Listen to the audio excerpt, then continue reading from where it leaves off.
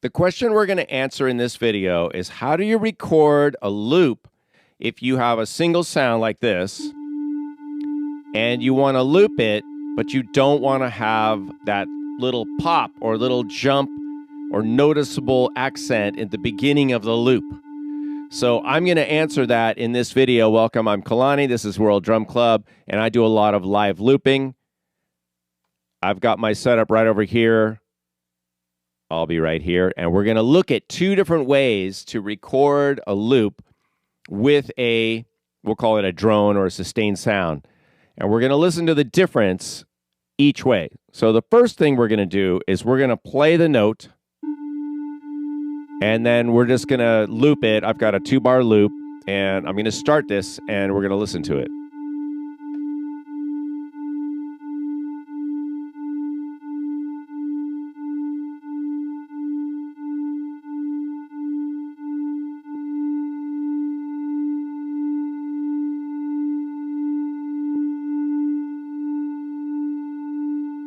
All right.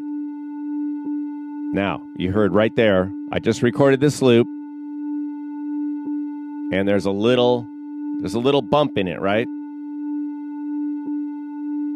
It's pretty noticeable. So how do we get rid of that?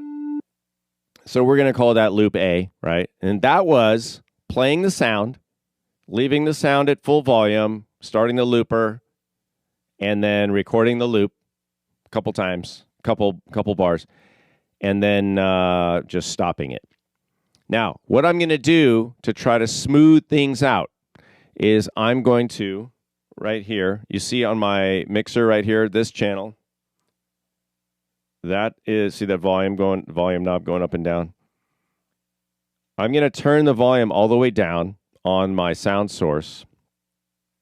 So if I was doing a vocal, I would use my vocal mic, but I've got this keyboard going into the keyboard track. And I'm going to start the sound, but it's going to be inaudible. And then I'm going to start the looper, and when the looper goes into record mode and then subsequently in overdub mode, I'm going to slowly raise the volume of the sound, and I'm going to fade it out. Then I'm going to exit the loop mode. Right, so this way, it should be less noticeable. I'm not going to promise that it will be undetectable, but I'm going to bet you a nickel that it's going to be less than loop A. All right, so let's get this going.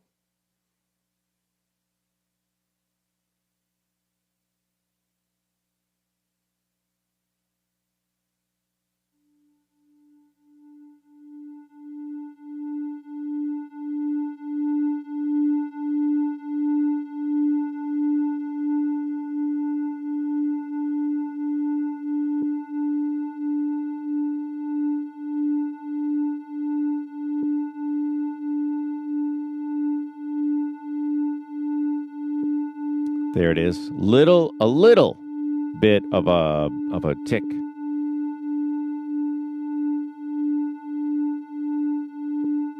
Right there. You guys hear that? So there's a little, but it's not as noticeable. So this is B. Let's listen again to the little start right here. Oh, barely noticeable. It's actually happening every 2 bars. So this is a 2-bar loop. There it is. All right.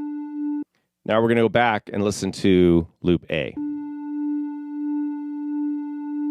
Here's the start right here.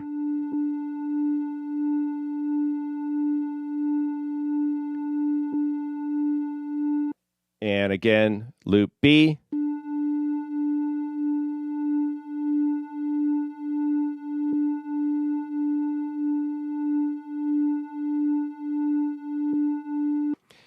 So, what have we learned?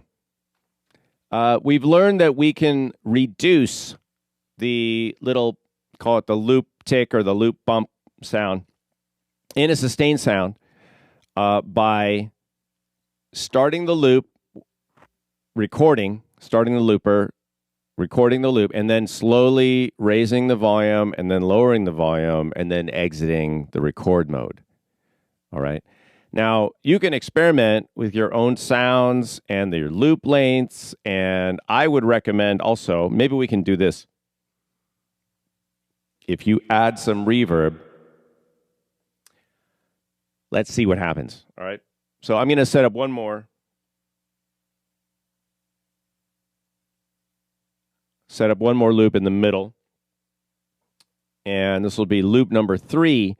So this one, I'm going to do the same sound. I'll use the same technique as loop B, but I'm going to have, should I use a lot of reverb? Let's use this reverb.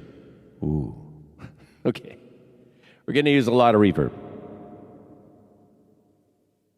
And my bet is that will further mask, because the reverb will be ringing around, it'll further mask that little stitch point. Maybe not. I don't know. We're going to see. All right, here we go.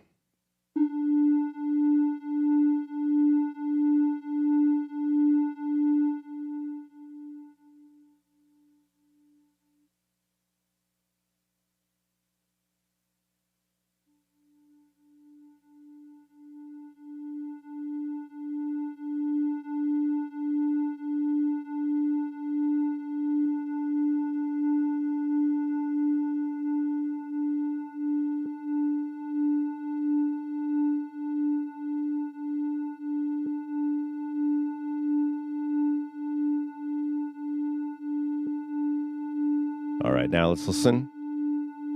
Here's the start. Yeah, still a little. All right, so that's loop C.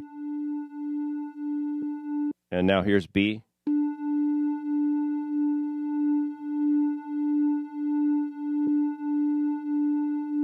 So you could hear the little tick right there. And then here's C again.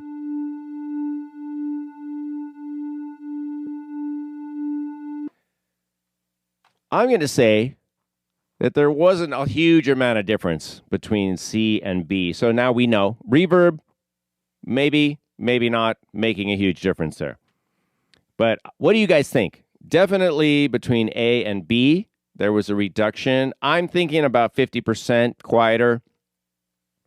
And then between C and B, jury's still out on that. What do you guys think?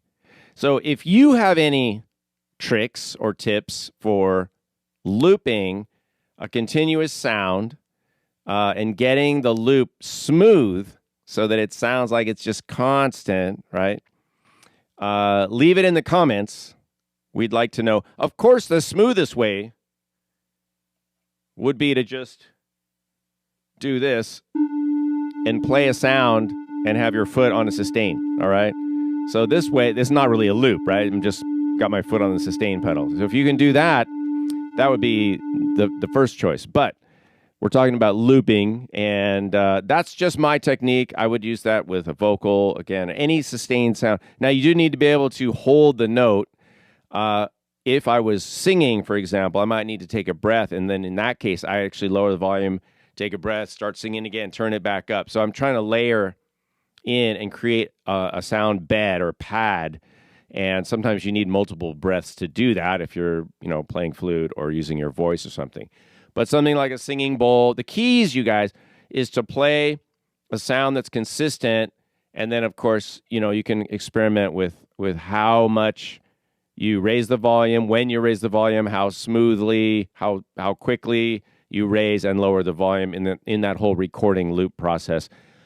Experiment with it. And if you discover something better than what I've showed you here, come back and leave a comment. In the meantime, I hope this is helpful. Thanks for watching, and I'll see you guys in another video.